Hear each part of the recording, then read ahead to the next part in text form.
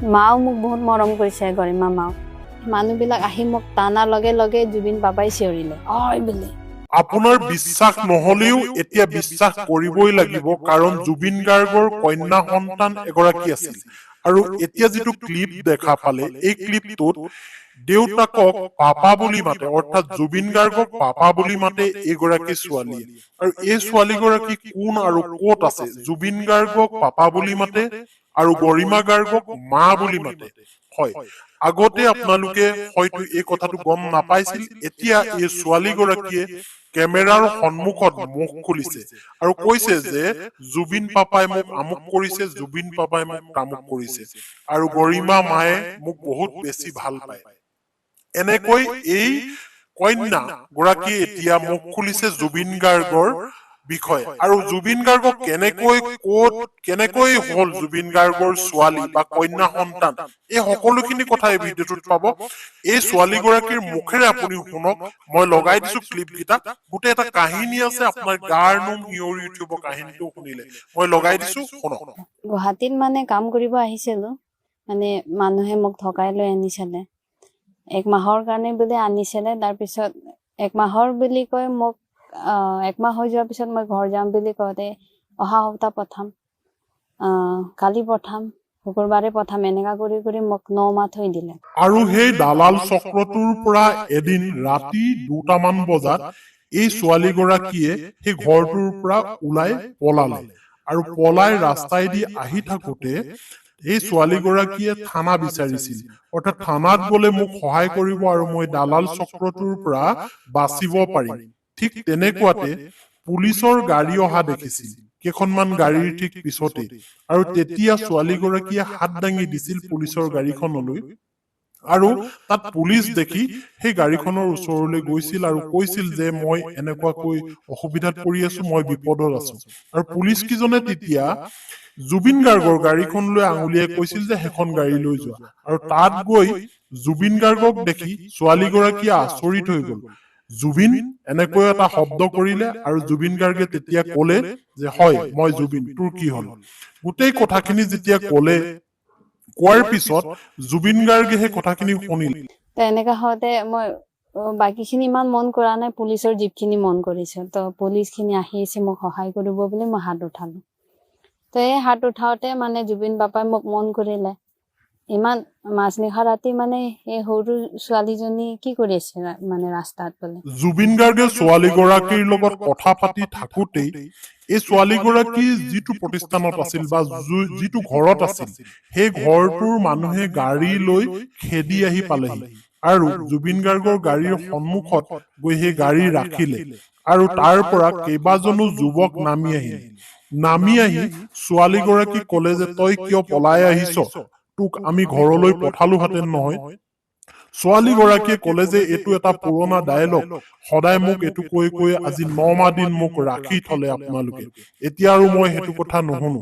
এই বুলি কলে তেতিয়া সেই ল'ৰাকেইজনে এই ছোৱালীগৰাকীক টানি আজুৰি গাড়ীত ভৰাব বিচাৰিছিল আৰু গাড়ীত ভৰাব বিচাৰোতেই তেতিয়া জুবিন গাৰ্গে চিঞৰি উঠিল কি কলে ছোৱালীগৰাকীয়ে শুনকচোন মই যত পাৰা পলাই আহিছিলো মানুহকেইটা ইহঁতে মোৰ জুবিন বাবাৰ গাড়ীৰ আগত মানে গাড়ীটো ৰখাই দিলে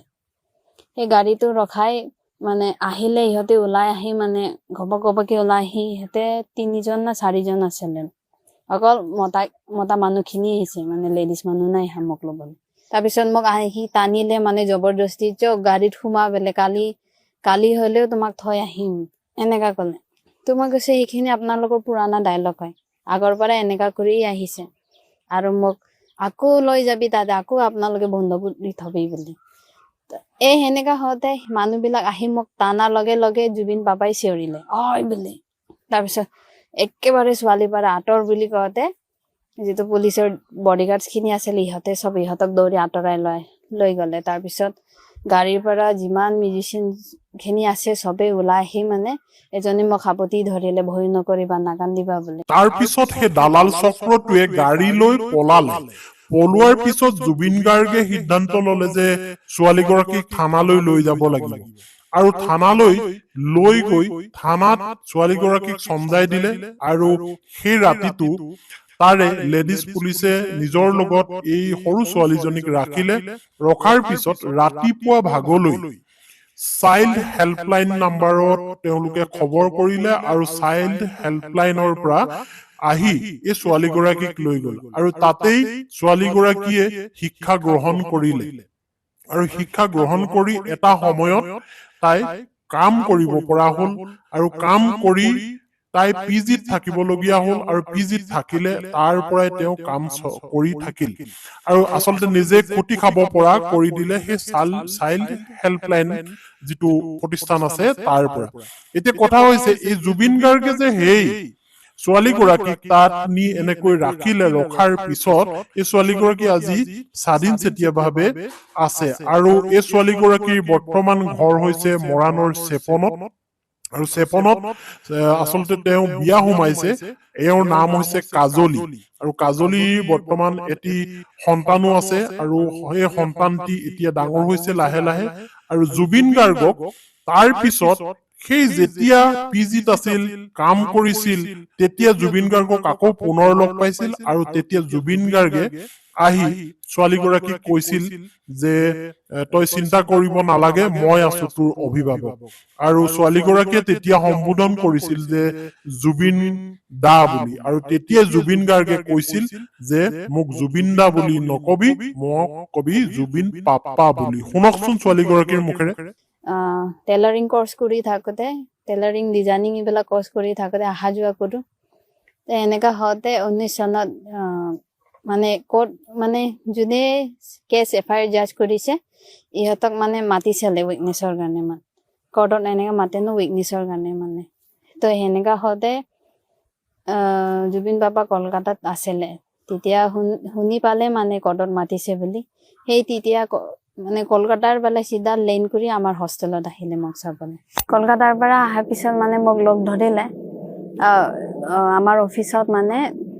এনজিঅ'ৰ অফিচত হোষ্টেলত ওপৰত গৈ মানে মোক লগ ধৰাইছে মানে